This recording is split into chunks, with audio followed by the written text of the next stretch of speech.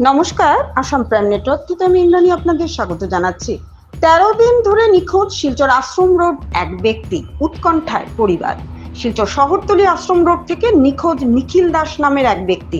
গত ৭ জুন শনিবার সকালে তিনি ঘর থেকে বেরিয়ে আর বাড়ি ফেরেননি। দীর্ঘ ১২-১৩ দিন পার হলেও এখনো পর্যন্ত তার কোনো খোঁজ মেলেনি, যার ফলে শোকাহত উৎকণ্ঠায় দিন কাটাচ্ছেন পরিবার পরিজন। নিখোঁজ নিখিল দাস কাছাড় জেলার শিলচর আশ্রম রোডের বাসিন্দা। নিখোঁজ হওয়ার ঘটনায় চেংকুরি থানা আউটপোস্টে সাধারণ ডায়েরি দায়ের করেছেন পরিবারের সদস্যরা। এরপর শিলচর পুলিশ সুপার কার্যালয়ে লিখিত হেজার দিয়েছে স্ত্রী। বৃহস্পতিবার সংবাদ মাধ্যমের মধ্য দিয়ে নিখোঁজ নিখিল দাসের স্ত্রী তপতি দাস সর্বস্তরের জনসাধারণের কাছে আবেদন জানান, কোনো সহৃদয় ব্যক্তি যদি তার স্বামীর সন্ধান পান তাহলে দয়া করে 8486225572 নাম্বারে যোগাযোগ করার জন্য।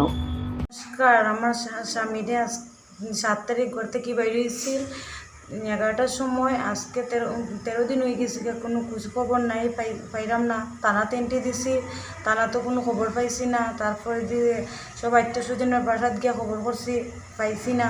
তারপরে আজকে এসপি স্যারের এখানে গিয়া লিখিত কাগজ দিছি, এসপি স্যারের এখানে গিয়ে দরখাস্ত পাঠাইছি খুঁজার লাগিল।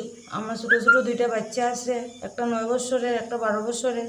আজ কতদিন থেকে খুঁজে পাইলাম না। যদি কেউ দেখে, আপনারা যদি দেখে থাকেন তো এই নাম্বারে ফোন করবাই 8486225572।